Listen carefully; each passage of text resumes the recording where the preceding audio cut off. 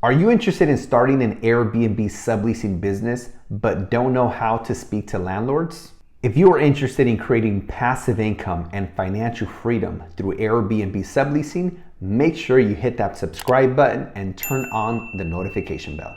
Hey everyone, my name is Jorge Contreras, and what actually allowed me to accelerate my Airbnb business to 6 figures a month is the subleasing strategy. I was able to go fast because I didn't have to buy the properties and put down large down payments. All I had to do was get permission in writing from the property owners, and we're about to go over just that. Subleasing is a phenomenal way to start your first Airbnb, but it can be illegal if you don't get permission in writing from the property owner. So here are some things that you need to do in order to get approval from the actual landlord. The first thing is that you want to be very transparent. And in the past, I've tried the strategy where I first go and look at the property and then I build relationship. And once we get to the application process, then I finally tell them that I'm actually interested in using this property as a short-term rental. And that has worked. But there's a strategy that I've learned over the years that has also helped me help hundreds of my students launch these subleases. And that is speaking to property owners, being completely transparent and mentioning the short-term rental strategy directly on the first phone call, at the beginning of the first phone call. And this way, if they are open to it, now you get to go and look at a property knowing that they're actually open to it. Whereas if you pitch it over the phone and let's say that no matter what, they're not open to it, well, now you just saved yourself the drive of having to go over there. So in my experience, it's better to be upfront, be transparent and honest right off the bat and mention it at the beginning of the phone call. So typically the conversation might sound something like this. Hello, yes, I'm calling in regards to a 123 Main Street. Is that still available? And then typically they'll say yes, because it was obviously listed for rent. I'll say, great. Do you work with short-term rentals? And then they might say yes, no, or how does that work? Your job during this part of the conversation is one thing. You want to make sure that you educate them on exactly how it works. Often I have found that sometimes when we're talking about subleasing their property, they think that they're going to receive a variable amount of rent depending on how your business does. When in fact, that's not true. We're gonna pay them the advertised rent every single month for a whole year because we're gonna sign a lease agreement for 12 months and we can even set up the payment on auto pay days early just to give them peace of mind.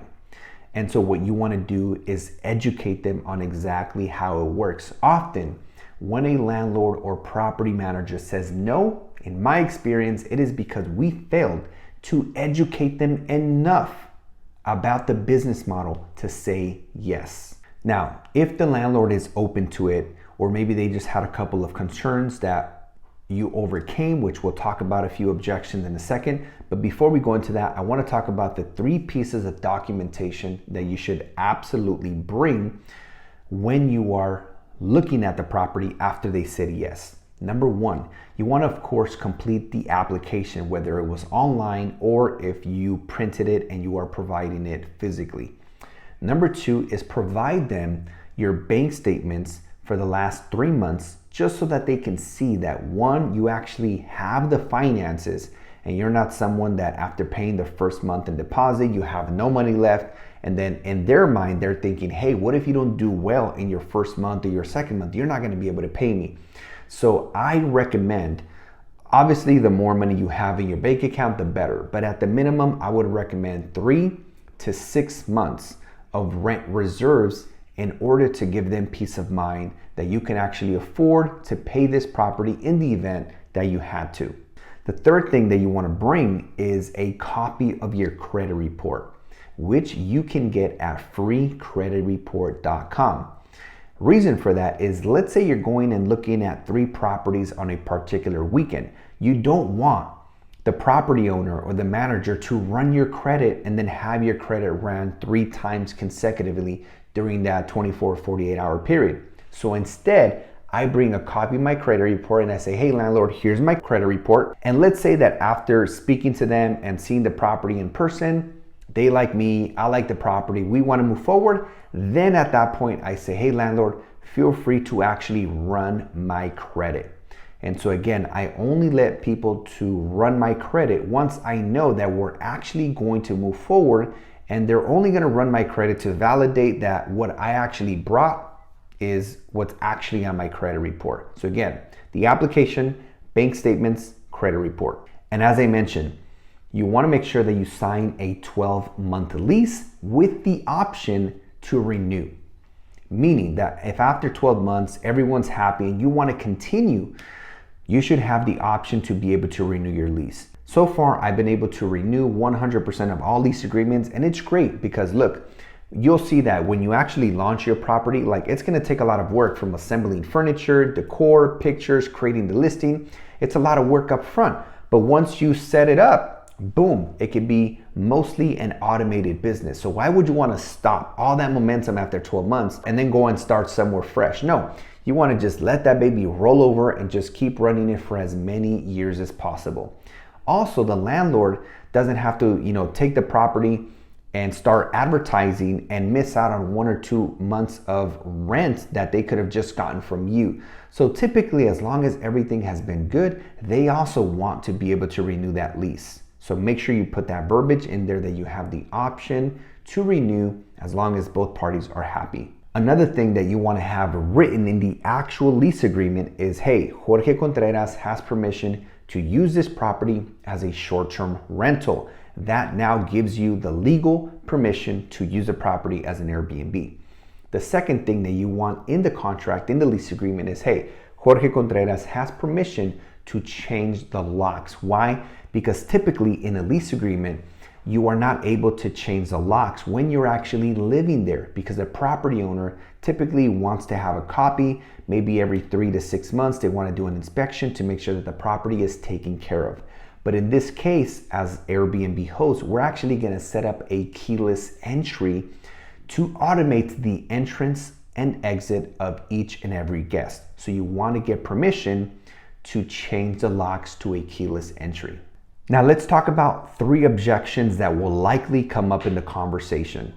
Not always, but often you'll get 1, 2, or all these 3. The first objection, and just to get everybody on the same page, an objection is typically like a concern that they might have, and you want to acknowledge and overcome.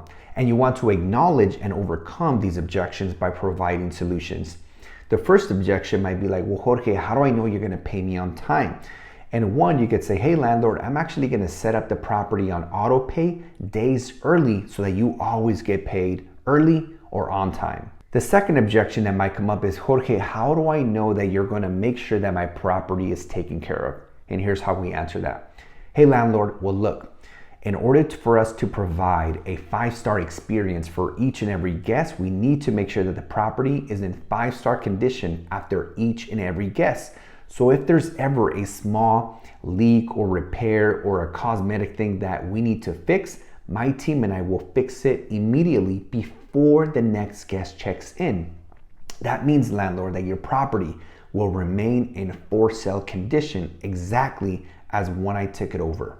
Number 3, they might say, well, Jorge, I want to make sure that we don't have any issues with the neighbors. They're going to see people coming in and out. So how are you going to make sure that there's no issues with the neighbors? And typically, here's how we respond to that. Hey, landlord, I totally understand how you feel because I've worked with other property owners and they have felt the same way. And here's what I found is that I'm actually going to go and introduce myself to the neighbors, to the right, to the left, in front, and behind. And I'm going to personally introduce myself, give them my business card, share my personal contact, and if they ever hear or see anything, they can contact me directly. And it is my commitment to make sure that the neighborhood is comfortable and everyone's happy and we don't have any issues, because I know that's going to actually help me run a successful short-term rental business as well by keeping everybody happy. Hey, if you're finding value from this video, make sure you hit that like button. Now here's something else that I want to cover just as a bonus before we finish here. What if you don't have a job right now and you don't have the income requirement to implement the subleasing strategy, where often they want you to make 2 to 3 times the amount of rent? Meaning if the rent is $2,000 a month, they often want you to make $4,000 to $6,000 a month just to make sure that you can actually afford the property. And one way that I have found that will often work is if you have those 3 to 6 months of rent reserves, it can often offset the income requirement. Because at the end of the day, it's really about the property owner having peace of mind that you will be responsible financially to pay the property every single month. Hey, I hope that you enjoyed this video, and to continue to help you on this journey of starting your Airbnb business successfully right off the bat, I created some free resources in the description down below. I have a free ebook, some free trainings coming up, so make sure you guys check them out in the links down below. You're gonna see lots of great videos here on my channel, so make sure you guys check out another video. See you on the next one.